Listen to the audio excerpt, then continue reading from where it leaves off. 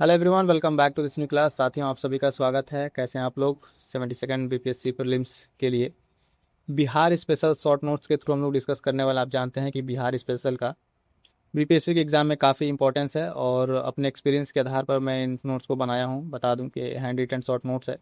इसमें आपको अलग अलग टॉपिक्स बिहार के जो क्वेश्चंस पूछे गए हैं बिहार स्पेशल के, एक बार आप इत्मीनान से अच्छे से क्लास जरूर कीजिएगा। और हाँ, एक ही ध्यान रखिएगा, सिर्फ वही लोग क्लास करेंगे जो लोग सीरियस हैं। सीरियस इसलिए कह रहे हैं क्योंकि जब तक आप पूरे क्लास को अच्छे से नहीं देखेंगे, समझेंगे, तो पॉइंट्स आपके छूट जाएंगे। फिर बाद में आपको लगेगा कि चीज़ें कंप्लीट नहीं हुई। जितना आपको प्रोवाइड कराएंगे, प्लेलिस्ट अभी बनी हुई है ना, वहाँ पे एग्ज़ाम तक आपको टेस्ट सीरीज और करंट अफेयर सारी चीज़ें एग्ज़ाम रिलेवेंट आपको प्रोवाइड कराएंगे। इसके लिए फटाफट से आप चैनल से जरूर जुड़ जाइएगा। बहुत ही कम समय में, ठीक है, ये शॉर्ट नोट्स है और यहाँ से आप अपने चीज़ों को अच्छे से रिवीजन कर सकते हैं। और एक चीज़ ध्यान रखिएगा, इस पूरे क्लास को जो है इत्मीनान से जो लोग अच्छे से देख लेंगे पूरी क्लास को और इस नोट्स को अच्छे से तैयार कर लेंगे, तो बिहार स्पेशल के आपके मैक्सिमम क्वेश्चन हो जाएंगे, प्रश्न बाहर नहीं जाएंगे। ठीक है, तो आराम से पूरे क्लास को देख डालिए। अब फटाफट से स्टार्ट करेंगे अपने सेशन को। यहाँ तो देखेंगे साथ ही हम लोग बिहार स्पेशल के महत्वपूर्ण पॉइंट्स। सबसे पहला पॉइंट्स क्या है, एकदम बेसिक से स्टार्ट करते हैं। तो पहला है जी, पहला पॉइंट बिहार स्पेशल में देते हैं। सबसे पहले जाने बिहार की राजधानी आता है पटना है। स्थापना कर देखिए, यहाँ से कई बार अलग अलग परीक्षाओं में प्रश्न पूछा गया है। 22 मार्च इसकी स्थापना दिवस मनाई जाती है। और ये जो स्थापना दिवस है, जब बंगाल प्रेसिडेंसी से जो है बिहार उड़ीसा को अलग किया गया था, ठीक है, तो उसी के उपलक्ष्य में इसको मनाया जाता है। तो ध्यान दीजिएगा, इसमें एक पॉइंट है कि 12 दिसंबर 1911 को बिहार को बंगाल से पृथक प्रांत बनाने की घोषणा की गई थी। क्या की गई थी? अनाउंसमेंट किया गया था। तो ये डेट याद रखिएगा, कंफ्यूज ना होइएगा। अलग किया गया था आपको 22 मार्च जो है 1912 को। 22 मार्च 1912 को जो है बिहार को उड़ीसा, बिहार और उड़ीसा को एक साथ करके संयुक्त प्रांत का गठन किया गया था। ये प्रश्न कई बार अलग अलग परीक्षाओं में पूछा गया। कंफ्यूजन में क्वेश्चन आते हुए गलत हो जाता है कि पूछ क्या रहा है। उस टाइम ध्यान दीजिएगा कि सिर्फ अनाउंसमेंट पूछ रहा है। अनाउंसमेंट में आपको 1911 होगा, ठीक है, 12 दिसंबर 1911 वाला डेट। और ये दोनों डेट दिया रहता था, इस बात से कंफ्यूज ना होइएगा। तो इसमें क्या है, दिल्ली दरबार में इसकी घोषणा होती है, ठीक है, 1911 में। और जो अलग बनता है वो 22 मार्च 1912 को। उसके बाद फिर आगे बढ़ते हैं फर्दर। इसमें क्या है, पॉइंट आता है कि 1 अप्रैल 1936 को अब बिहार से जो है उड़ीसा को अलग करके राज्य बना दिया जाता है। क्या करते हैं, उड़ीसा जो है बिहार से अलग हो जाता है। फिर आगे बढ़ते हैं, देखें 15 नवंबर 2000 को इसमें क्या है, झारखंड को जो है, झारखंड को क्या कर दिया गया, नया राज्य बना दिया गया।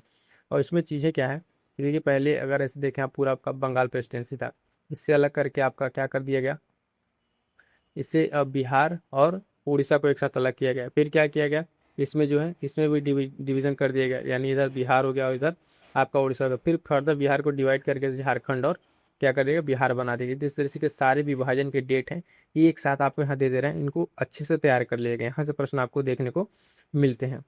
आगे बढ़ेंगे तो अगला पॉइंट इसमें देखिए क्या कह रहा है, उच्च न्यायालय से रिलेटेड।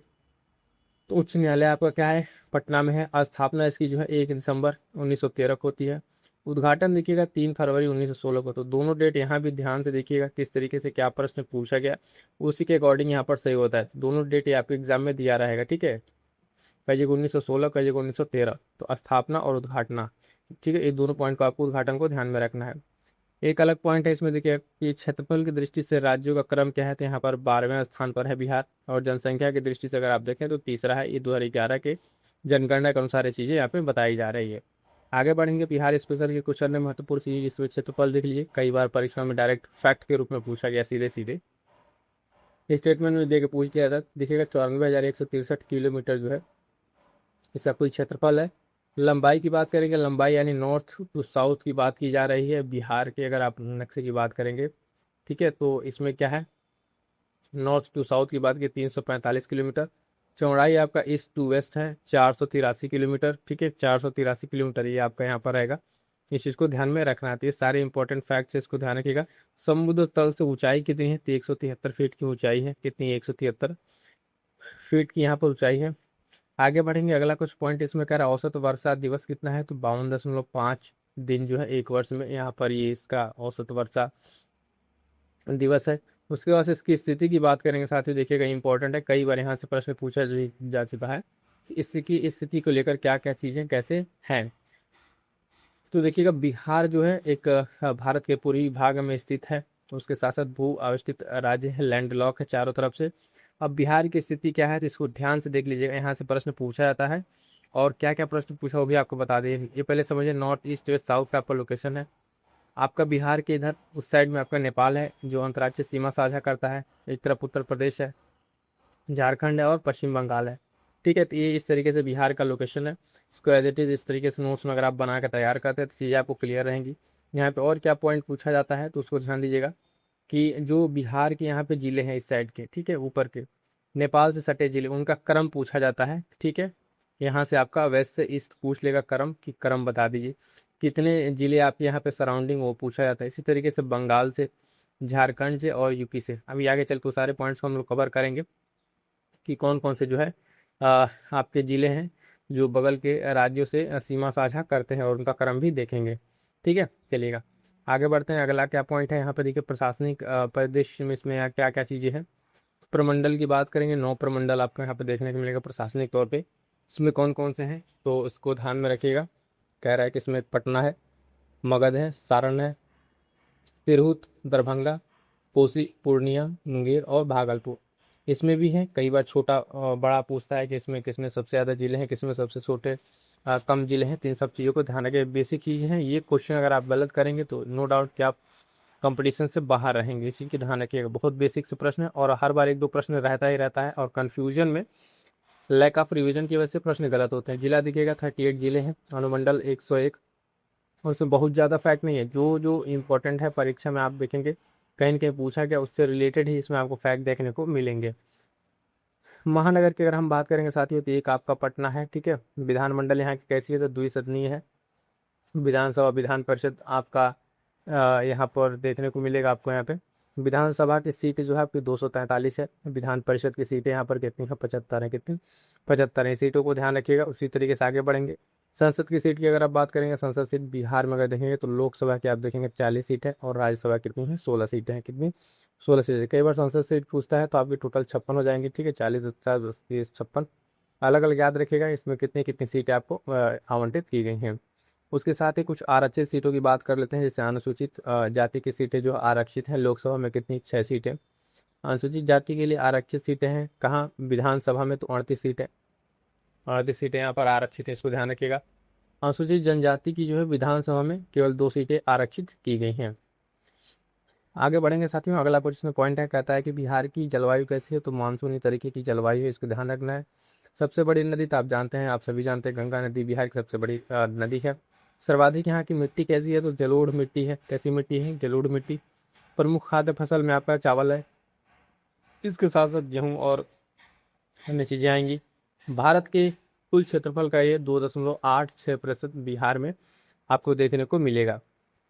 तो ये सबसे ज़्यादा महत्वपूर्ण पॉइंट है स्टेटमेंट में, या फिर सीधे फैक्ट के तौर पे आपसे पूछा जाता है कि भारत के कुल क्षेत्रफल का जो है ये कितना है, तो देखिएगा 2.86% आपको यहाँ पे देखने को मिलेगा। ठीक है, चलिएगा आगे बढ़ते हैं। अब बात आती है जो अभी हम बात कर रहे थे यहाँ पर कि इसके सराउंडिंग जो स्टेट्स हैं और उसके ज़िले, तो ध्यान दीजिएगा। अभी देखिए पहला पॉइंट क्या है कि राज्य की सीमा स्पर्श करने वाले राज्य, तो झारखंड आपका है। इसके 8 जिले आपके स्पर्श करते हैं। ठीक है, फिर झारखंड से कितने जिले, तो बिहार के 8 जिले यहाँ पर स्पर्श करते हैं आपको दिखेंगे। और कौन कौन से वो जिले हैं तो देखिएगा, रोहतास है, औरंगाबाद, गया, नवादा, जमुई, बांका, भागलपुर, कटिहार। ये नीचे की साइड से अगर आप देखेंगे जो आपका लोकेशन है। ठीक है, इधर झारखंड अगर आप देखें तो यहाँ से रोहतास से शुरू कीजिए, इस तरीके से आप बढ़ते जाएंगे आगे तो कुल 8 जिले आपको यहाँ पे देखने को मिल जाएंगे।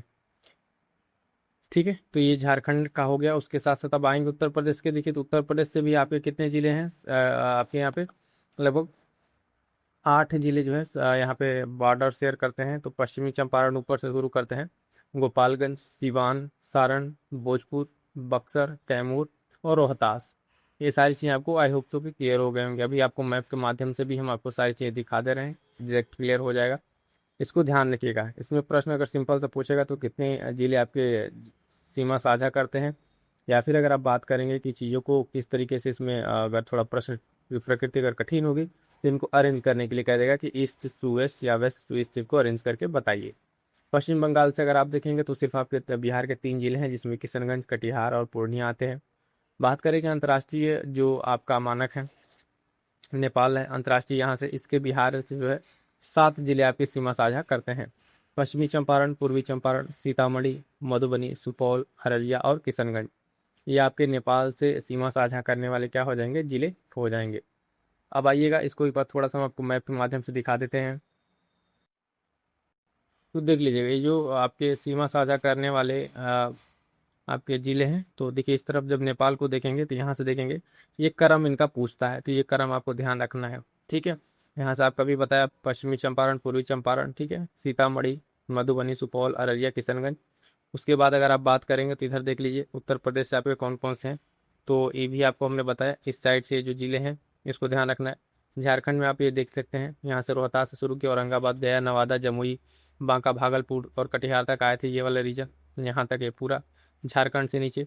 और इस साइड पश्चिम बंगाल से आपके 3 जिले दिख गए थे।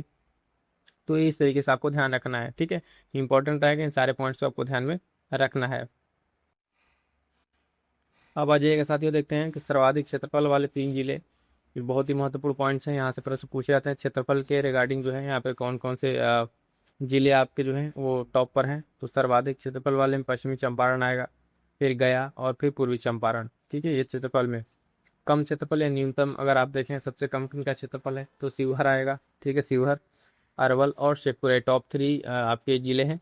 इसमें याद रखिएगा शिवहर जो है यहाँ का जो घनत्व है वो सबसे ज़्यादा है। ठीक है, यहाँ पर जो पॉपुलेशन डेंसिटी है, ठीक है, यहाँ का अगर आप देखें घनत्व तो आपको ज़्यादा मिलेगा। आगे बढ़ेंगे जनसंख्या की उससे देखेंगे अगर आपको बिहार में क्या क्या है, तो क्षेत्रफल में सर्वाधिक अभी आपको बताया पश्चिमी चंपारण, न्यूनतम शिवहर हो गया। घनत्व के हिसाब से देख लीजिए सर्वाधिक घनत्व आपका शिवहर में है, कहाँ पे शिवहर में, सबसे कम कहाँ है, कैमूर में है। तो ये पॉइंट आपको ध्यान रखना है, सीधे सीधे प्रश्न यहाँ से पूछा जाता है। जनसंख्या घनत्व कितना है बिहार में, तो 1106 प्रति वर्ग किलोमीटर व्यक्ति के इस तरह हिसाब से है यहाँ पर। एग्जैक्ट नंबर याद रखिएगा क्योंकि अलग अलग परीक्षाओं में पूछा जा चुका है पॉपुलेशन डेंसिटी करके। ठीक है, आगे आ जाइए, ये भी प्रश्न बहुत ही फेवरेट रहा है, लगभग लगभग हर बिहार के परीक्षाओं में अल्टरनेट पेपर्स में आपको देखने को मिल जाता है कि लिंगानुपात के बारे में बता दीजिए। 918 आपका जनरल है और शिशु के लिए आपका 935 है। कितना, 918 जो है आपका इन जनरल है। ठीक है, लिंगानुपात ये याद रखिएगा, और सिर्फ शिशु का पूछे तो ये 935 आपको देखने को मिलेगा। इन दोनों में कन्फ्यूजन रहेगा, आराम से देखिएगा प्रश्न में क्या पूछ रहा है, इन जनरल है या शिशु के लिए पूछ रहा है। साक्षरता दर की बात करेंगे साथियों, देखिएगा बिहार का 61.80% यहाँ पर साक्षरता दर है, जिसमें अगर आप देखें पुरुष की साक्षरता दर जो है 71.2% और महिला साक्षरता दर जो है 51.5% आपको देखने को मिलेगा। इसी प्रकार देखेंगे जनसंख्या की अगर आप बात करेंगे, शहरी जनसंख्या आपकी यहाँ पे 11.29% है, और ग्रामीण जनसंख्या की अगर हम बात करेंगे साथियों तो 88.27% है। यानी बिहार का जो है आधे से भी ज़्यादा हिस्सा अगर आप देखें तो ग्रामीण में आता है। ठीक है, और ये सारी जो आपको इन्फॉर्मेशन ये दी जा रही है वो जनगणना 2011 के अनुसार ही आपको बताया जा रहा है। अगला पॉइंट इसमें क्या है कि जनसंख्या वृद्धि दर क्या रही है, तो 25.42% यहाँ पे क्या रही है, जनसंख्या वृद्धि दर रही है। भारत की कुल जनसंख्या का यहाँ पर 8.62% जो है जनसंख्या निवास करता है। अभी लैंड की बात हुई थी, जो आपका भूमि है यहाँ पर वो 2.86% भूमि है पूरे भारत के अकॉर्डिंग परसेंटेज के हिसाब से। लेकिन जनसंख्या अगर आप देखेंगे तो 8.60% है। ये मोस्ट इंपॉर्टेंट फैक्ट है साथियों, कई बार परीक्षाओं में पूछा जा चुका है कितने प्रतिशत है, डायरेक्ट फैक्ट के रूप में भी और इस तरीके से भी आपसे पूछा जा चुका है। चलिएगा आगे बढ़ेंगे, अगला कुछ पॉइंट इसमें देखिए देखिए क्या कह रहा है कि सर्वाधिक जनसंख्या वाले 3 जिले। अब इस तरीके से क्रोनोलॉजी के क्रम में लगाने वाले प्रश्न पूछे जा रहे हैं, उसको ध्यान में रखते हुए ये टॉप 3 जिले आपके याद होने चाहिए। तो जनसंख्या में आप देखेंगे टॉप 3 जिले कौन है, पटना है, पूर्वी चंपारण और मुजफ्फरपुर है। ठीक है, न्यूनतम की अगर हम बात करेंगे तो देखिएगा शेखपुरा है, शिवहर है और अरवल है। बात करेंगे जनघनत्व की, जनघनत्व में सबसे टॉप पर कौन जिले हैं, ये मोस्ट इंपॉर्टेंट रहेगा, कंफ्यूज ना हो जाएगा। जनघनत्व की बात आएगी तो दिमाग में पटना आ सकता है कि पटना को एनी गेस करके मार दे, लेकिन ध्यान दीजिएगा इसमें पटना दूसरे स्थान पर, पहले पर कौन है, शिवहर है। ठीक है, जनघनत्व में पहले पर कौन है, शिवहर है, उसके बाद आपका पटना आएगा, फिर दरभंगा आएगा। न्यूनतम में आपका कैमूर हो जाएगा, फिर दूसरे पे जमुई और बांका। बात करेंगे साथियों की साक्षरता दर में जिले कौन कौन किस तरीके से हैं, ये सारे पॉइंट जो आप वो करा रहे हैं आपके पेपर में 102 प्रश्न सीधे सीधे यहाँ से देखने को मिलेंगे, बिहार स्पेशल के प्रश्न यहीं से बनते हैं। जिला देखिएगा, साक्षरता में अगर आप सर्वाधिक देखेंगे और न्यूनतम देखेंगे, सर्वाधिक साक्षरता आपके जिले हैं रोहतास, पटना और भोजपुर आपके टॉप के जिले हो गए। जहाँ न्यूनतम साक्षरता है वो आपका पूर्णिया, सीतामढ़ी और कटिहार, ये 3 जिले हैं, आपको ध्यान रखने हैं। साक्षरता के साथ 3 जिले हो गए। अब आ जाइएगा, देख लेते हैं लिंग अनुपात के साथ। ये बहुत ही क्रिस्प आपको शॉर्ट नोट्स हम प्रोवाइड करा रहे हैं, तो इसको एग्जैक्ट आपको इतनी पॉइंट्स को याद रखेंगे, परीक्षा में आपको प्रश्न गलत नहीं, यहाँ से प्रश्न बन जाएंगे। ठीक है, तो टू द पॉइंट सारे के सारे चीज़ आपको यहाँ पे प्रोवाइड कराई जा रही हैं। इतने हमारे साथी देख रहे हैं, एक बार वीडियो को एक बार लाइक कर दें और अपने साथियों तक शेयर जरूर कर दीजिएगा। आपका जो भी फीडबैक है, डाउट्स है, उसको कमेंट करके जरूर बताइए क्लास आपको कैसी लगी। चलिएगा, देखेंगे लिंगानुपात में आपका जिले की बात करेंगे तो सर्वाधिक आपका गोपालगंज का है, फिर सिवान, फिर सारण। न्यूनतम की अगर हम बात करेंगे तो देखिएगा मुंगेर आ जाएगा, भागलपुर और खगड़िया आ जाएगा, ये 3 जिले आपके न्यूनतम लिंगानुपात के हिसाब से हैं। तो पूरी की पूरी जनसंख्या जो जनगणना आपकी थी उसमें अगर आप देखें तो जनसंख्या, ठीक है, जनसंख्या के बाद से अगर आप देखें लिंगानुपात को ध्यान रखेंगे, उसके बाद से अगर आप देखेंगे लिंगानुपात हो गया, जनसंख्या हो गया, उसके बाद से पॉपुलेशन डेंसिटी की ध्यान में रखेंगे, साक्षरता को ध्यान में रखेंगे, इन सारी चीज़ों को अगर आप ध्यान रखेंगे तो यहीं से प्रश्न आपको मिलेगा। सिंपल प्रश्न पूछेगा, तो इनके फैक्ट्स जो मेन वाले थे वो पूछेगा, नहीं तो इनसे जिले जो है उनके क्रम को पूछ लेगा। ये काफ़ी इंपॉर्टेंट पॉइंट है, यहीं से प्रश्न बनता है, 3 चीज़ों को आपको ध्यान में रखना है। आगे आ जाइए, देखते हैं कुछ बिहार की मिट्टियों के बारे में क्या क्या यहाँ पे पॉइंट्स है, उसको देख लेते हैं। तो बिहार की मिट्टियाँ, यहाँ पे क्या चीज़ें हैं इसको ध्यान रखिएगा कि बिहार जो है आपका किस तरीके से उसका फिजिकल जो आपका भौतिक विभाजन है बिहार की, अगर हम बात करते हैं तो देखिएगा यहाँ पर ये जो आपको गंगा नदी बीचों बीच इसको डिवाइड करती है, इधर का कुछ और तरीके का है, ठीक है, और नीचे का यहाँ पे जो आपका साउदर्न बिहार है, दक्षिण बिहार, इसकी कुछ आकृति अलग है। अब समझिएगा यहाँ पे मिट्टी यहाँ पर किस तरीके की है। तो देखिएगा गंगा का उत्तरीय मैदान, जो आपका गंगा का उत्तरीय मैदान है बिहार की मिट्टियों में, उसको पहले समझते हैं। यानी गंगा का उत्तरीय मैदान, फिर गंगा का दक्षिणी मैदान, अभी जो बताया ना डिवीजन करके नॉर्थ और साउथ गंगा बना रही है। तो देखिए उत्तरी मैदान में आपका मिलेगा पर्वतीय छूनेदार, यहाँ पे जो मिट्टी है इसका क्षेत्र क्या है, पश्चिम चंपारण के पश्चिम भाग में, ठीक है, इस तरह की पर्वतीय चूनेदार आपको मिलेगा। उसके बाद से अगर आप देखेंगे इसमें आपका आएगा तराई रीजन, ये जो पश्चिमी चंपारण से किशनगंज तक ऊपर का जो है पतली स्ट्रिप वाली बेल्ट आपको देखिए, नेपाल के सटे ये बेल्ट आपको देखने को मिलेगी।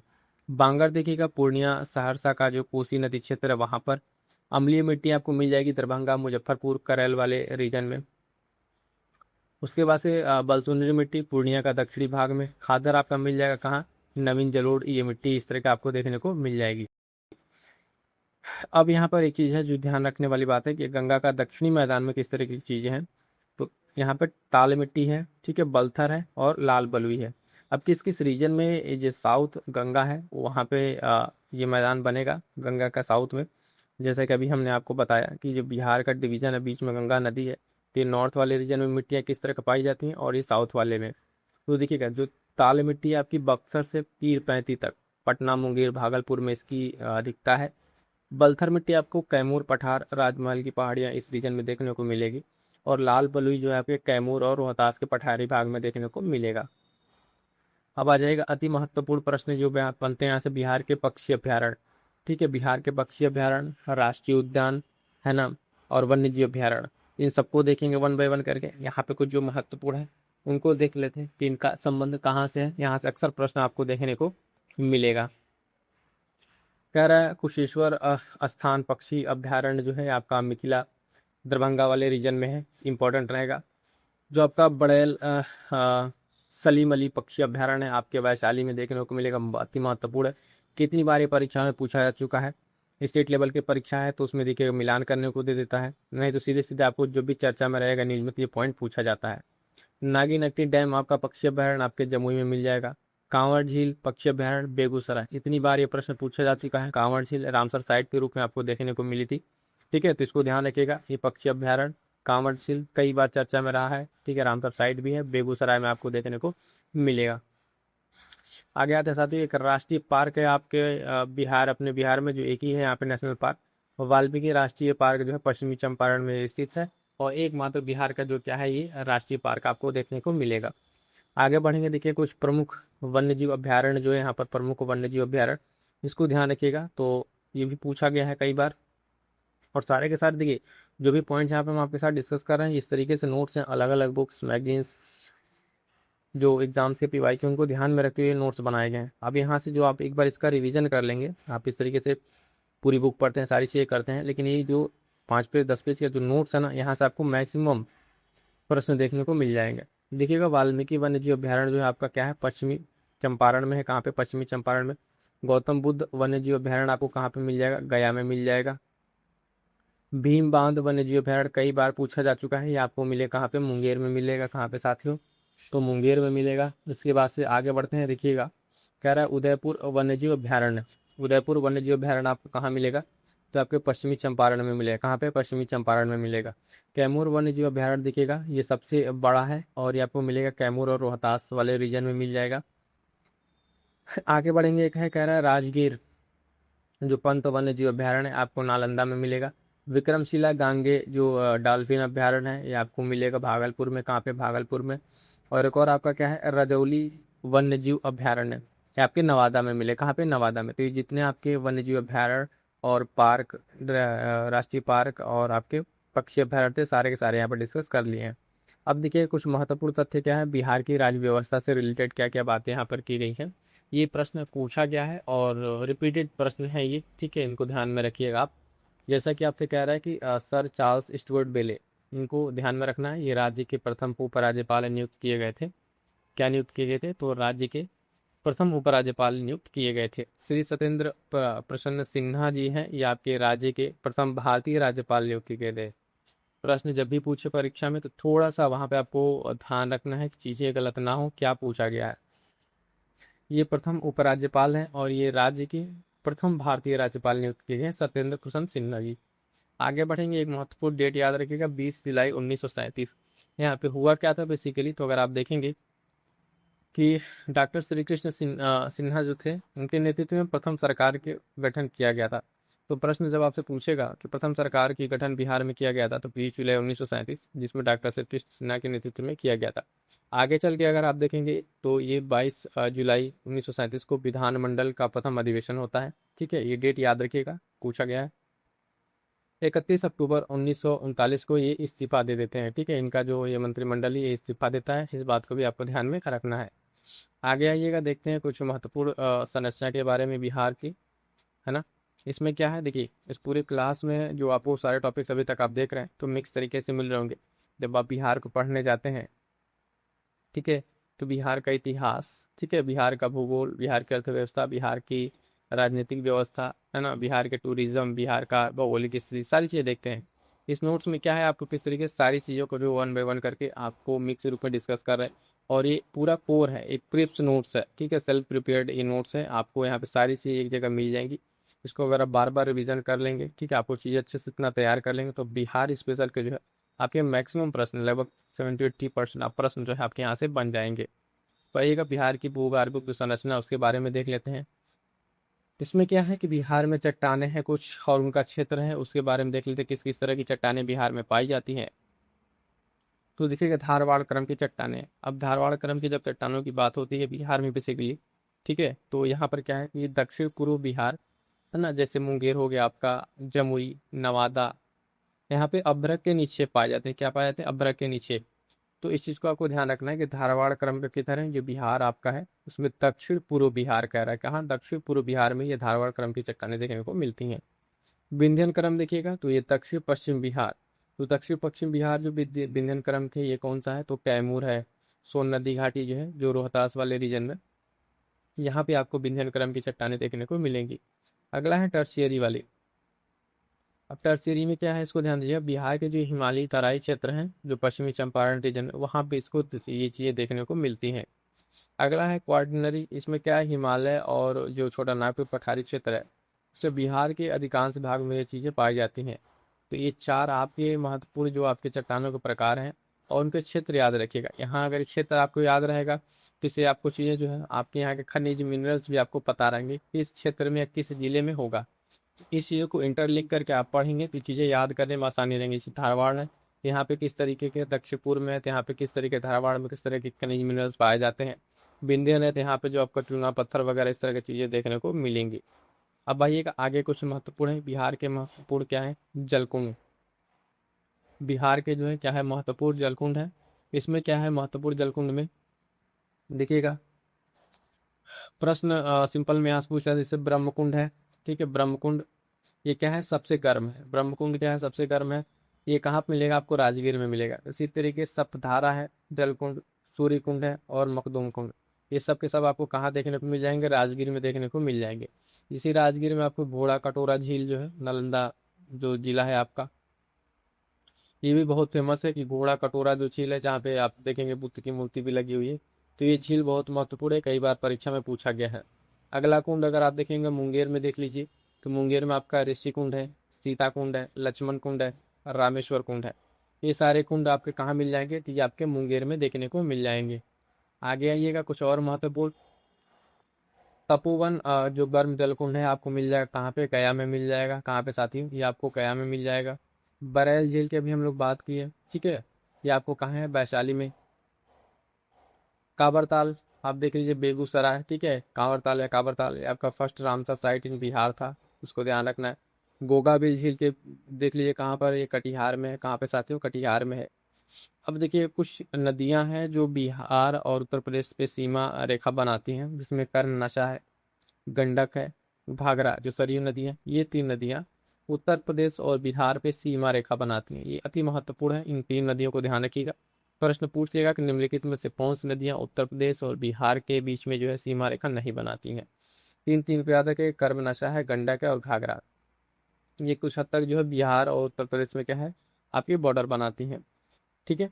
अब आइएगा बिहार के प्रमुख जलप्रपात की बात कर लेते हैं। बिहार के प्रमुख जलप्रपात की बात करेंगे तो उसमें क्या क्या चीज़ें हैं, इसको ध्यान रखिएगा। कह रहे कि तलहार कुंड, ठीक है। क्या है, तलहार कुंड आपका मिल जाएगा। तलहार कुंड, तलहार कुंड अलग अलग चीज़ें लिखी रहती हैं। ये आपका मिलेगा कैमूर में, लगभग 80 मीटर ऊंचा है। इस चीज़ को आपको ध्यान में रखना है। उसके बाद से करकटगढ़, करकटगढ़ आपके जलप्रपात मिल जाएगा आपके कैमूर में। ककोलत जलप्रपात आपके नवादा में, मोस्ट इंपॉर्टेंट, कई बार अलग अलग परीक्षा में आता है कि पीसीएस में भी ये पूछा गया है, बीपीएससी में पूछा गया है।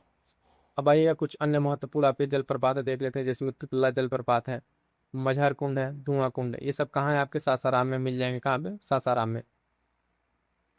आगे बढ़ेंगे साथियों तो देखेंगे गंगा नदी में जो है, बिहार में मिलने वाली नदियां कौन कौन सी है। जब गंगा नदी बिहार में प्रवेश करती है तो कुछ उत्तर से नदियां आके मिलती हैं, कुछ दक्षिण से आके मिलती हैं। तो उन नदियों का क्रम हमें जानना है और ध्यान देना है। तो गंगा नदी में उत्तर से मिलने वाली नदियां, जिसमें घाघरा सरयू नदी है, गंडक है, बूढ़ी गंडक है, बागमती है, कमला है, कोसी है, महानंदा। ये सब सारी नदियां जो है आपके क्या है, आपके गंगा नदी में जो है क्या है, उत्तर तरीके से उत्तर से आके मिलती हैं। उसके बाद से कह रहा है कि दक्षिण से, जिसमें कर्मनसा है, सोन, पुनपुन, फाल्गु, किऊल, ये सब नदियां जो है आपके क्या है, दक्षिण से आके मिलती हैं। उसको थोड़ा सा समझेंगे आप अगर, तो बिहार की स्थिति को अगर आप जब देखेंगे, इसमें अगर आप देखें सिंपल समझिएगा, ये नदी आपकी मान लीजिए मेन स्ट्रीम गंगा है। अब इसमें अलग अलग नदियाँ आके मिली, जैसे ऊपर से आके मिली, ये ऊपर से आके नदियाँ मिल रही हैं। फिर कुछ नदियाँ आपको इधर नीचे से आके, जैसे सोन, पुनपुन है ना, किऊल, फाल्गु, ये सब आके मिलेंगी। तो जो आपका नदी तंत्र है वहाँ पे इस चीज़ों को आपको डिटेल में समझेंगे, लेकिन ये मेन पॉइंट है, कौन सी नदियाँ उत्तर से मिलती हैं और कौन सी नदियाँ दक्षिण से मिलती हैं गंगा में, इसको आपको ध्यान रखना है। अब बात करेंगे साथियों कि बिहार की प्रमुख नदी घाटी परियोजनाएं कौन कौन सी हैं। बिहार की प्रमुख नदी घाटी अगर हम परियोजनाओं की बात करेंगे साथियों, तो इसको ध्यान दीजिएगा। इसमें कोसी जल विद्युत परियोजना आपका कोसी नदी पर है, बिहार और नेपाल के ज्वाइंट एडवेंचर से बना हुआ है, ठीक है। सोन परियोजना आप जानते हैं सोन नदी पर बना हुआ है। गंडक परियोजना गंडक नदी पर है, इसको ध्यान रखेंगे। उसमें महत्वपूर्ण चीज़ें क्या है इस नदी घाटी परियोजना में, ये आपको ध्यान रखना कि किनके बीच में है, ठीक है। कुछ राज्यों के बीच में है, कुछ अलग देश जैसे नेपाल के साथ है, तो ये वाला महत्वपूर्ण है।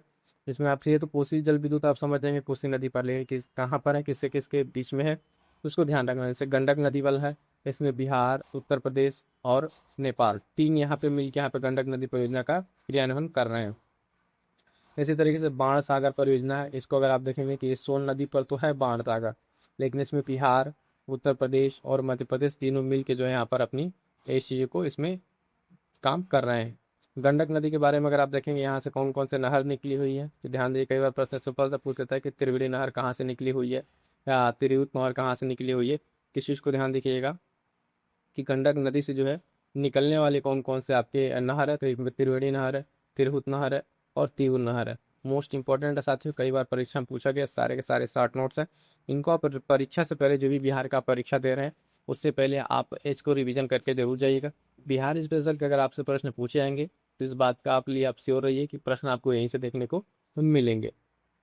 अब यहाँ साथियों देखेंगे अगला पॉइंट क्या कह रहा है, तो ध्यान दीजिए, इंपॉर्टेंट सारे पॉइंट्स हैं। कह रहा है कि बिहार नेपाल की जो है संयुक्त अंतर्राष्ट्रीय सीमा कितनी है, ध्यान दीजिएगा 729 किलोमीटर। ये कुछ क्वेश्चंस के फॉर्म में छोटे छोटे फैक्ट्स हैं जो आपको यहाँ से फटाफट से रिवीजन कराते रहें, जो बिहार स्पेशल से ही है, तो देख लीजिएगा। अगला पॉइंट कह रहा है खनिज जिसके उत्पादन में बिहार को एकाधिकार है, तो पाइराइट आप जानते हैं सभी, लगभग 95% पाइराइट जो है बिहार में है, तो इसमें इस खनिज के उत्पादन में बिहार का क्या है, अपना मोनोपोली है। अगला पॉइंट देखिएगा क्या कह रहा है कि छोटा नागपुर जंगल की मुख्यतः वनस्पतियां हैं, तो पर्णपाती टाइप की, कैसी पर्णपाती टाइप की है छोटा नागपुर जंगल की। कैमूर का पठार प्रसिद्ध है, तो किस लिए प्रसिद्ध है, चूना पत्थर के लिए प्रसिद्ध है, मोस्ट इंपॉर्टेंट है, कई बार ये परीक्षा में प्रश्न पूछा जा चुका है। अगला पॉइंट है त्रिवेणी नहर का उद्गम स्थल क्या है, तो गंडक नदी। ठीक है, हाल फिलहाल में प्रश्न पूछा गया था गंडक नदी का जो है नाम, अन्य नाम जो है तो नारायणी नदी। कौन सी नदी, नारायणी नदी। तो इस तरीके से सारे पॉइंट्स को आपको अच्छे से तैयार करते चलना है। अगला पॉइंट जो है ये पूछा हुआ है निम्न पूरा पाषाण काल के अवशेष जो प्राप्त हुए कहाँ से, तो आपके मुंगेर से प्राप्त हुए। कहाँ साथियों, मुंगेर से प्राप्त हुए हैं। इतने हमारे साथी देख रहे हैं, फटाफट से बता दें, एक बार वीडियो को लाइक कर दीजिएगा, अपने साथियों तक शेयर कर लीजिएगा। परीक्षा तक जो है आप चैनल से जुड़े जरूर रहिएगा। आपको एग्जाम रिलेवेंट ओरिएंट कंटेंट आपको प्रोवाइड कराएंगे, जहाँ से परीक्षा में आपके सीधे सीधे प्रश्न बचेंगे और उसको पढ़ने में आपके समय की जो है बचत होगी। अगला पॉइंट क्या कह रहा है, नवपाषाण काल के अवशेष प्राप्त हुए हैं चिरांद सारण जिला से, ठीक है, और चेचर वैशाली से। ये दो नवपाषाण कालीन जो आपके स्थल है, इसको ध्यान रखिएगा, चिरांद और चेचर, ठीक है, एक सारण का है और एक वैशाली का है। आगे बढ़िएगा तो अगला जब पॉइंट हमको देखने को मिलता है, कह रहा है कि प्राचीन बिहार के इतिहास की जानकारी कहाँ से मिलती है, तो अथर्ववेद से मिलती है, और पंचविंश जो ब्राह्मण है वहाँ से जो है प्राचीन बिहार के इतिहास की जानकारी हमको देखने को मिलती है। अगला पॉइंट है कि 16 जो महाजनपद आज हैं उसमें से बिहार में कितने हैं, तो आप देखेंगे 3 महाजनपद आज बिहार में हैं। इसमें मगध, वज्जी और अंग। इनका वर्णन मिलता है कहाँ पे, आपके बिहार में। आगे बात करेंगे तो इसका जो है प्रूफ कहाँ से हमको मिलता है कि ये महाजनपद आज वगैरह थे, तो दो आपके लिटरेचर सोर्सेज हैं, अंगुत्तर निकाय बौद्ध साहित्य का, भगवती सूत्र आपके जैन साहित्य का। ये दो जो आपके हैं, यहाँ से पता चलता है कि महाजन जनपद जो थे, और उसके साथ साथ जो पॉइंट्स हैं कि मगध वज्जी ये सब सारी चीज़ें आपके बिहार में थी। अगला है कि इंपॉर्टेंट पॉइंट इसी में कि अंग जो राजधानी अंग है, अंग महाजनपद उसकी राजधानी क्या थी, तो चंपा थी। क्या थी, चंपा। और आधुनिक समय में अगर आप देखें अंग कहाँ है, तो भागलपुर और मुंगेर वाला जो स्थान है, जिला है बिहार का, वहाँ पे ये आपके वर्तमान समय में देखने को मिलेगा। आगे बढ़ेंगे साथियों, अगला पॉइंट क्या कह रहा है कि विदेह प्रसिद्ध था। विदेह जो है किस लिए प्रसिद्ध था, तो देखिएगा ये अपने दार्शनिक राजाओं के लिए प्रसिद्ध था। किसके लिए, दार्शनिक राजाओं के लिए। यहाँ की राजधानी क्या थी, तो मिथिला यहाँ की राजधानी थी। क्या थी, जो है यहाँ की राजधानी मिथिला थी। ये कई बार प्रश्न आपको एग्जाम में देखने को मिला है, तो इसको ध्यान रखिएगा। एक पॉइंट है कह रहा है इंद्रशिला गुफा। इंद्रशिला जो गुफा है, कह रहा है कहाँ पे है, तो गिरियक पहाड़ी में। कहाँ पे साथियों, गिरियक की पहाड़ी है ना, उसमें ये आपको देखने को मिलेगा। इंपॉर्टेंट क्यों है, क्योंकि इसका वर्णन आपको मिलता है वेंसान और फायान की किताबों में, आपके उनके जो डॉक्यूमेंट से हैं उसमें आपको ये वर्णन मिलता है। ध्यान रखिएगा इंद्रशिला गुफा को गिरियक पहाड़ी है। अगला मोस्ट इंपॉर्टेंट है, कई बार परीक्षाओं में पूछा जा चुका है, विक्रमशिला विश्वविद्यालय की स्थापना। तो आप जानते हैं धर्मपाल पाल शासक जो धर्मपाल थे इन्होंने की थी, और ये भागलपुर में स्थित है। कहाँ पर, भागलपुर में ये स्थित है। अगला एक है उदंतपुरी विश्वविद्यालय की स्थापना। उदंतपुरी विश्वविद्यालय की स्थापना जो है ये गोपाल के द्वारा की गई थी। किसके द्वारा, गोपाल के द्वारा की गई थी। ये दोनों विश्वविद्यालय इतने महत्वपूर्ण है, अल्टरनेट एग्जाम्स में प्रश्न पूछे जाते हैं साथियों, तो इन सारे पॉइंट्स को आप अच्छे से तैयार जरूर कर लीजिएगा। आगे बढ़ते हैं, अगला पॉइंट क्या है, कह रहा है कि देवपाल ने अपनी राजधानी बनाया, तो मुंगेर को राजधानी बनाया था। इस पॉइंट को ध्यान रखिएगा, है ना। देवपाल ने अपनी राजधानी किसको बनाया था, तो मुंगेर को बनाया था। क्लियर है यहाँ तक, चलिएगा आगे बढ़ेंगे साथियों। अगला एक पॉइंट है, यहाँ पे ध्यान दीजिएगा। एक राजा का नाम यहाँ पे शासक आता है जो है बालपुत्र देव। क्या है, बालपुत्र देव नाम याद रखिए पहले। इसके बारे में क्या है कि शैलेंद्र वंशीय शासक हैं इंडोनेशिया के। इन्होंने नालंदा में जो है विहार बनवाने के लिए 5 गांव प्रदान किए। किसको, तो देवपाल ने। ठीक है, इनको बनवाने के लिए 5 गांव प्रदान किए, बिहार बनवाने के लिए, तो देवपाल ने यहाँ पर प्रदान किए थे। इस पॉइंट को आपको ध्यान में रखना है। अगला एक और महत्वपूर्ण पॉइंट है, ध्यान रखेंगे, कर्नाट वंश कई बार चर्चा में रहता है ना, यहाँ से प्रश्न पूछा जा चुका है।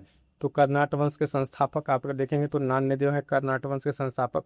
साथ ही साथ एक और पॉइंट याद रखिएगा कि अंतिम शासक, कर्नाटक वंश का अंतिम शासक जो है तो हरि सिंह देव। कौन? हरि सिंह देव जो है यहाँ के अंतिम शासक थे, इसको आपको ध्यान में रखना है। कर्नाटक वंश के संस्थापक नान्य देव और अंतिम शासक आपके हरि सिंह देव। आगे बढ़ेंगे, अगला पॉइंट, इल्तुतमिश ने बिहार पर आक्रमण किया कब? 1225 ईस्वी में यहाँ पर क्या है आक्रमण किया। सिकंदर लोदी ने बिहार का जो है राज्यपाल नियुक्त किया था, तो किसको? दरिया खान नुहानी को नियुक्त किया था। प्रश्न पॉइंट पे ध्यान देंगे, सिकंदर लोदी के द्वारा ये नियुक्त हुआ था। कौन? दरिया खान नुहानी। ठीक है, अगला है, इसमें पॉइंट कह रहा है कि वर्तमान का जो पटना कॉलेज है, वर्तमान का पटना कॉलेज, ठीक है, ये कह रहा है और कलेक्ट्रेट, ये अफीम की कोठी हुआ करती थी कब? तो डचों की, जो डच थे उनकी अफीम की कोठी हुआ करती थी, इस बात को आपको ध्यान रखना है। अब आ जाइए कुछ प्रमुख विद्रोह के बारे में जान लेते हैं जो महत्वपूर्ण है।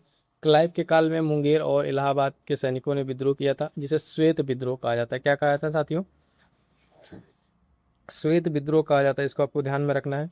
वहाबी आंदोलन से रिलेटेड प्रवर्तक देखेंगे, अब्दुल वहाब थे। कौन थे? अब्दुल वहाब, है ना। ये सारे के सारे कीवर्ड्स आपको फटाफट से रिवाइज करा दे रहे हैं।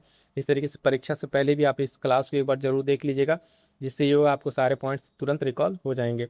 प्रमुख केंद्र क्या था आपका? तो पटना था। यहाँ पे क्या था प्रमुख केंद्र? अगर आप देखेंगे तो पटना प्रमुख केंद्र। इसी तरीके से फराजी आंदोलन, तो हाजी शरीयतुल्लाह इससे जुड़े हुए थे, है ना। लोटा विद्रोह की बात की जाती है, इसका संबंध जो है 1856 में ये होता है। लोटा विद्रोह था क्या?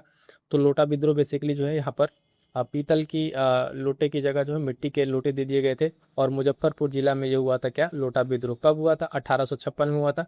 इन सारे पॉइंट्स को आपको ध्यान में रखने हैं। अब आ जाइए कुछ जो प्रमुख विद्रोह हैं उनके डेट्स को देख लीजिए, कौन कौन से ईयर्स डेट्स में आपके ये सब हुए हैं। यहाँ से भी प्रश्न पूछा जाता है मिलान करने के लिए भी। तो एक पॉइंट है, कह रहा है कि मुंडा विद्रोह। क्या है? मुंडा विद्रोह देखिएगा 1899 से 1900 तक। संथाल विद्रोह आपका 1855-56 के बीच में रहा। कोल विद्रोह को याद रखिएगा 31-32, 1831 से 32। हो विद्रोह ये आपका 1820 से 21, है ना। चुआर विद्रोह आपका 1769 से जो है 1805 तक रहा। तिलका विद्रोह आपका 1784। होता है क्या है कि आपको इस तरीके से विद्रोह दे देगा, मिलान करने के लिए दे देगा। इन सारे पॉइंट्स को आपको ध्यान में रखना है। आगे बढ़िएगा, अगला पॉइंट क्या कह रहा है? 1857 का विद्रोह जो हुआ 3 जुलाई को हुआ पटना में। ठीक है, यहाँ पे पीर अली के नेतृत्व में, नाम याद रखेंगे किसके नेतृत्व में हुआ है ये, तो पीर अली के नेतृत्व में हुआ था, इंपॉर्टेंट रहेगा। और डेट भी याद रखिएगा, 3 जुलाई को जो है पटना में 1857 वाली क्रांति हुई थी। चंपारण सत्याग्रह से रिलेटेड कई बार प्रश्न पूछा जाता है, इसको ध्यान में रखिए। तिनकटिया पद्धति जो 3/20 तिनकटिया पद्धति थी उससे रिलेटेड था ये। नील की खेती करने के लिए जबरन खेती कराई जाती थी। और इससे रिलेटेड और पॉइंट्स क्या है कि राजकुमार शुक्ल जी जो है ये जो है महात्मा गांधी को बुला के लाते हैं, कहाँ से? वार्ता करने के लिए। 1916 का जो कांग्रेस अधिवेशन हुआ था लखनऊ में, वहाँ से इनको ये ध्यान उनका इधर लाते हैं। और फिर आने के बाद से यहाँ पे बहुत सारी चीज़ें और सुधार देखने को मिला। तो राजकुमार शुक्ल का गांव का नाम पूछता है, तो मुरली भरावा जो गांव है, यहाँ से इनका संबंध था राजकुमार शुक्ल जी का, ये भी आपको ध्यान में रखना है। तो कुल मिला के चंपारण सत्याग्रह फेवरेट रहा है, हर बार यहाँ से एक प्रश्न पूछा जाता है। चंपारण सत्याग्रह कब हुआ, क्या था? तिनकटिया पद्धति, नील की खेती, राजकुमार शुक्ल इनका गाँव, गांधी से वार्ता, 1916 का कांग्रेस का अधिवेशन, है ना। उसके बाद से चंपारण जांच समिति बनती है, एक चंपारण जांच समिति। FG सलाई इसके अध्यक्ष बनते थे, क्या बने? FG सलाई जो है इसके अध्यक्ष बने। अगला पॉइंट है 1918 में चंपारण एग्रेरियन एक्ट ने तिनकटिया कानून को समाप्त कर दिया। ठीक है, तो तिनकटिया कानून इस तरीके से समाप्त होता है। अगला पॉइंट है खिलाफत आंदोलन। खिलाफत आंदोलन वर्ष 1919 और 20 में ये हसन इमाम के नेतृत्व में पटना में चला। तो बिहार स्पेशल है, तो इसमें आपको जो बिहार के लोग हैं उनके नाम को आपको बेसिस का से ध्यान रखना है। खिलाफत आंदोलन तो आप जानते ही 1919-20 में हुआ, लेकिन हसन इमाम का नाम आप याद रखेंगे, इनके नेतृत्व में पटना में यह आंदोलन चला था। कहाँ पे? पटना में चला था। आगे बढ़िएगा, अगला एक महत्वपूर्ण पॉइंट है, मदरलैंड नामक एक अखबार है। क्या है? मदरलैंड नामक एक अखबार है। इसको किसने निकाला था? मजहरुल हक ने। किसने? मजहरुल हक ने जो है इस अखबार को निकाला था। बहुत ही चर्चित अखबार था, कई बार परीक्षा में ये पूछा जा चुका है। अगला पॉइंट क्या है कि वर्ष 1922 में, ध्यान दीजिएगा, वर्ष 1922 में कांग्रेस का अधिवेशन 37वां अधिवेशन था और गया में हुआ। ये अध्यक्ष कौन थे? चित्तरंजन दास थे। कौन से? चित्तरंजन दास थे, यहाँ पे इसको ध्यान रखिएगा। और एक और अधिवेशन होता है 1912 में, कांग्रेस का अधिवेशन जो 27वां अधिवेशन था, है ना। बांकीपुर पटना में होता है। 2 ही अधिवेशन बिहार में हुए हैं जो महत्वपूर्ण रहे हैं। इन दोनों में क्या क्या याद रखना है, कब हुआ है, बिहार में किस जगह पर, इसके अध्यक्ष कौन थे। ठीक है, ये दोनों कई बार परीक्षा में पूछा जा चुका है, इसलिए इस पॉइंट्स को ध्यान रखिएगा। ठीक है, वर्ष 1912 में कांग्रेस का अधिवेशन जो होता है बांकीपुर पटना में, कहाँ पे, बांकीपुर पटना में, ये 27वां अधिवेशन था। इस समय अध्यक्ष कौन थे? RN मधुलकर थे। कौन? RN मधुलकर थे। 1922 का जो होता है गया में होता है, कहाँ पे? गया में होता है। अध्यक्ष कौन थे? चित्तरंजन दास थे। क्लियर है इतने सारे पॉइंट्स? चलिएगा आगे बढ़ेंगे। अगला पॉइंट, अगला कह रहा है किसान सभा। वर्ष 1929 में ये आपका स्टेब्लिश होता है किसान सभा। स्वामी सहजानंद जो सरस्वती थे, इन्होंने बिहार प्रांतीय किसान सभा की स्थापना की। कब? सोनपुर मेले में। सोनपुर मेले में जो है यहाँ पर स्थापना होती है किसान सभा की, तो वर्ष 1929 में ये होता है, सोनपुर मेले में ये होता है। इसमें कुछ पॉइंट ध्यान रखेंगे। इसमें अध्यक्ष कौन बने थे? स्वामी सहजानंद, है ना। सचिव कौन बने थे? श्री कृष्ण सिन्हा। श्री कृष्ण सिन्हा यहाँ पे सचिव बने थे। इस पॉइंट को ध्यान रखिएगा, परीक्षा में पॉइंट पूछा जा चुका है।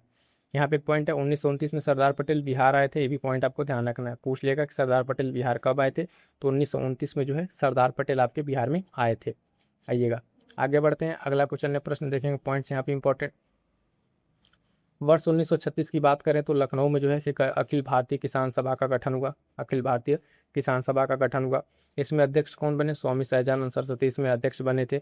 उसके साथ साथ अगर बात करें महासचिव कौन बने थे, तो याद रखिएगा NG रंगा जो है यहाँ पे महासचिव बने थे। तो ये दोनों पॉइंट जो महासचिव और अध्यक्ष के रूप में देख रहे हैं, तो ये प्रश्न पूछा जा चुका है, तो ध्यान रखिएगा।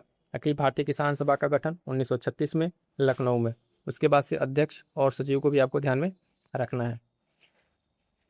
आगे बढ़ेंगे साथियों, तो अगला पॉइंट इसमें क्या है, कह रहा है कि बर्खास्त आंदोलन। बर्खास्त आंदोलन या बड़िया ताल वाला आंदोलन, ये किसके नेतृत्व में हुआ तो पूछा जाता है, तो कार्यानंदन शर्मा जो कार्यानंद शर्मा, इनके नेतृत्व में हुआ, इसको आपको ध्यान रखना है। अगला पॉइंट है मुंगेर 1937-39 में ये चलाया गया। ठीक है, कब चलाया गया? इनके नेतृत्व में जो है ये बर्खास्त आंदोलन कहाँ चलाया गया?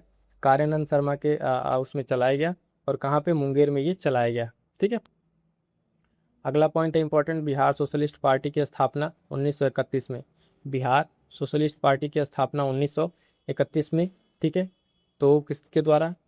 फूलन प्रसाद वर्मा और जयप्रकाश नारायण। फूलन प्रसाद वर्मा और जयप्रकाश नारायण के द्वारा जो है इसकी स्थापना की जाती है 1931 में, बिहार सोशलिस्ट पार्टी। ठीक है, इसी तरीके से एक नाम है कांग्रेस सोशलिस्ट पार्टी, इसकी स्थापना 1934 में होती है। कब? 1934 में। आगे बढ़ेंगे, अगला एक पॉइंट है आज़ाद दस्ता। आजाद दस्ता का गठन कब होता है? कुछ जयप्रकाश नारायण। आजाद दस्ता का गठन जयप्रकाश नारायण के द्वारा किया जाता है, ये भी ध्यान रखेंगे। 11 अगस्त, 11 अगस्त की अगर बात करेंगे तो पटना सचिवालय वाला, पटना सचिवालय की अगर बात करेंगे तो यहाँ पे कांड हुआ था 1942 में। ठीक है, 11 अगस्त 1942 को। ठीक है, इसको ध्यान रखेंगे।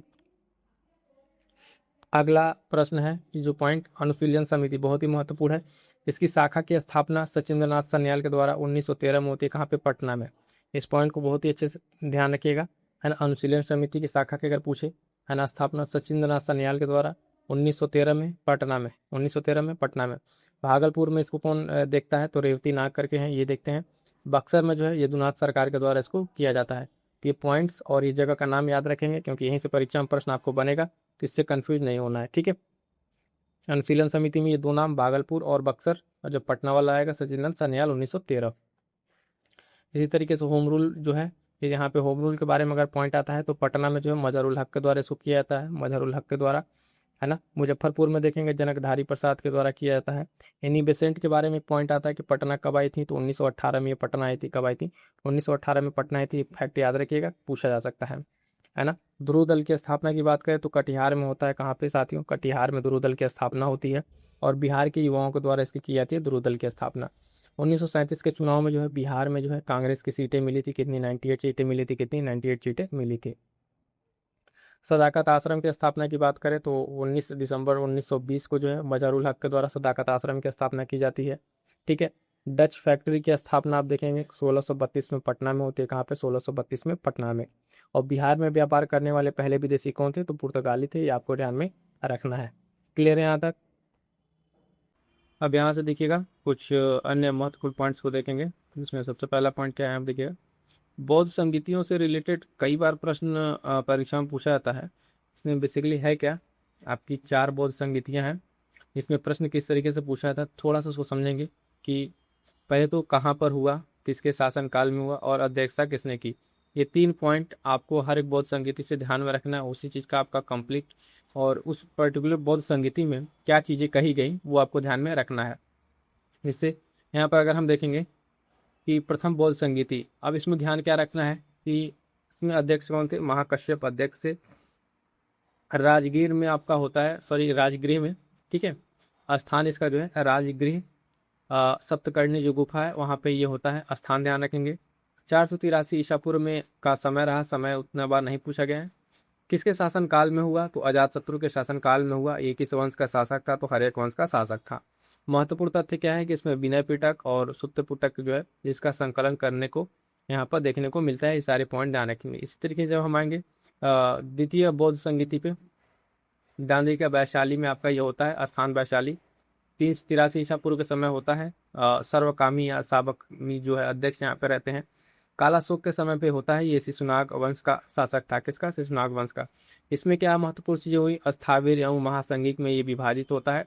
उसके बाद से आ जाएगा तृतीय बौद्ध संगीति। इसमें क्या है, तो स्थान आपका पाटलिपुत्र हो जाता है ना, 243 ईसा पूर्व के आसपास का समय है। उसके बाद से मोगलीपुत्तिस इसमें अध्यक्ष रहे। तो आपको मैंने क्या क्या बताया, अध्यक्ष ध्यान रखना है, शासक ध्यान रखना है और स्थान, ये तीन महत्वपूर्ण है। और उसमें क्या चीजें उस पर्टिकुलर बौद्ध संगीति में की गई वो बात आपको ध्यान में रखनी है।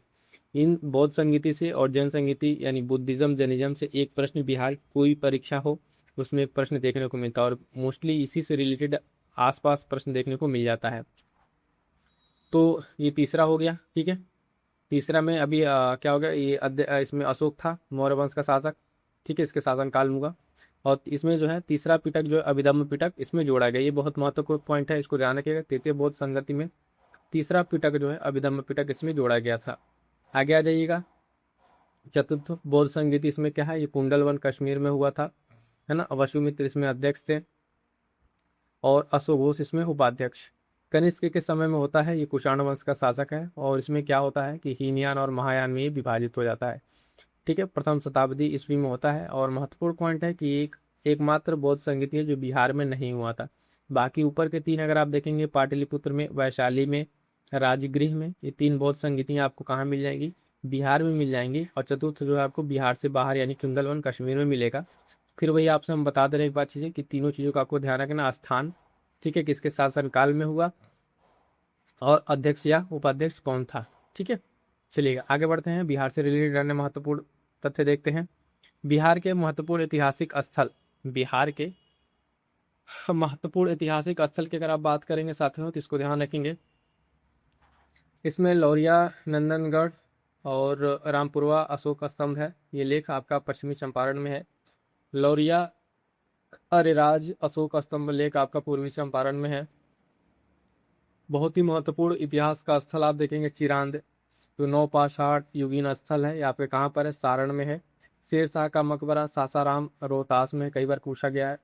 प्राचीन में जो अंग जनपद था, महाजनपद या जनपद कह लीजिए, वो वर्तमान का मुंगेर और भागलपुर वाले रीजन में था। ये बहुत ही महत्वपूर्ण, ध्यान रखेंगे। जितने पॉइंट्स हम आपसे यहाँ डिस्कस कर रहे हैं सब किसी न किसी परीक्षा में पूछे हुए और इसी के इर्द गिर्द प्रश्न आपको देखने को मिलता है। इसको अच्छे से तैयार कर लीजिएगा। और बता दें, नोट्स के लिए आप टेलीग्राम चैनल या व्हाट्सअप करके आपका जो भी एग्ज़ाम है, ठीक है, जिस तरीके से आपका अलग अलग कई लोग एग्ज़ाम देते हैं, तो एग्ज़ाम का नाम लिखे और शॉर्ट नोट्स लिख आप मैसेज कर देंगे तो वहाँ से आप नोट्स प्राप्त कर सकते हैं। अगला पॉइंट क्या कह रहा है कि जैन संगीतियाँ, जैन संगीतियाँ, इसमें पॉइंट दिएगा, छूट रहा है। बोध गया देखिएगा, बोध गया यहाँ पर क्या है पॉइंट, महात्मा बुद्ध जी का जो है ज्ञान प्राप्ति स्थल है। और बराबर की जो मौर्यकालीन गुफाएं हैं ये आपके गया जी में है, ठीक है। पहले गया नाम तब गया जी हो गया है। तो बराबर की गुफाएं, ठीक है, मौर्यकालीन है, इसको ध्यान रखना है। और महात्मा बुद्ध का ज्ञान प्राप्ति स्थल बोध गया, ठीक है, इसको ध्यान रखिएगा। अगला पॉइंट है जैन संगीतियों से रिलेटेड, दो पॉइंट देख लीजिए। जैसे प्रथम संगीति इसकी प्रथम जो है पाटलिपुत्र में होती है, 310 ईसा पूर्व। अध्यक्ष आपके स्थूलभद्र, कई बार पूछा गया है, प्रथम जैन संगीति के अध्यक्ष का नाम बता दीजिए, है ना। शासक इस समय जो है चंद्रगुप्त मौर्य था। और जैन धर्म इसमें जो है श्वेतांबर और दिगंबर में जो है विभाजित होता है। 12 अंगों का यहाँ पर संपादन होता है। क्या होता है, 12 अंगों का संपादन होता है। दूसरा अगर हम बात करेंगे द्वितीय जैन संगीति, तो ध्यान दीजिएगा इसमें वल्लभी गुजरात 512 ईस्वी। और अध्यक्ष जो है यहाँ पर देवर्थी क्षमाश्रमण है। और धर्म ग्रंथों का अंतिम संकलन करके लिपिबद्ध किया गया था यहाँ पर, ठीक है। अगला पॉइंट है बिहार की जलवायु और पर्यावरण से रिलेटेड, छोटा सा पॉइंट है। राज्य की जलवायु कैसी है, मानसूनी प्रकार की है। पूर्वी भाग और पश्चिमी भाग दोनों में थोड़ा अलग है। तो पूर्वी भाग में आप देखेंगे आर्द्र जलवायु है और पश्चिमी आर्द्र जो है शुष्क जलवायु है, इसको ध्यान रखेंगे। राज्य में अगर हम बात करेंगे बिहार राज्य में कि सर्वाधिक वर्षा जो है दक्षिण पश्चिम मानसून से होती है। कौन से दक्षिण पश्चिम मानसून से होती है। और यहाँ पर कोपेन का जो क्लाइमेट वर्गीकरण है, क्लासिफिकेशन है, वो CWG से यहाँ पे नोट किया गया है। ये नोटेशन और इसे बहुत ही छोटे पॉइंट्स हैं, लेकिन परीक्षा में यहाँ पे अक्सर प्रश्न देखने को मिल जाता है। इन सारे पॉइंट्स को आपको ध्यान में रखना है, ठीक है। आगे बढ़ेंगे साथियों, अगला पॉइंट क्या कह रहा है। अगला पॉइंट है, देखिएगा, बिहार पंचायती राज अधिनियम 2006। इसमें क्या क्या बातें हैं, तो 8 अप्रैल 2006 से ये लागू होता है। डेट एग्जैक्ट आपको याद रखनी है, परीक्षा में सीधे सीधे पूछा गया है, ठीक है। उसके बाद से कह रहा है कि पंचायतों में महिलाओं को जो है 50% जो है आरक्षण दिया गया है। नवीनतम अधिनियम में जो अत्यंत पिछड़ा वर्ग है उसको भी 20% का आरक्षण यहाँ पर देखने को मिलता है।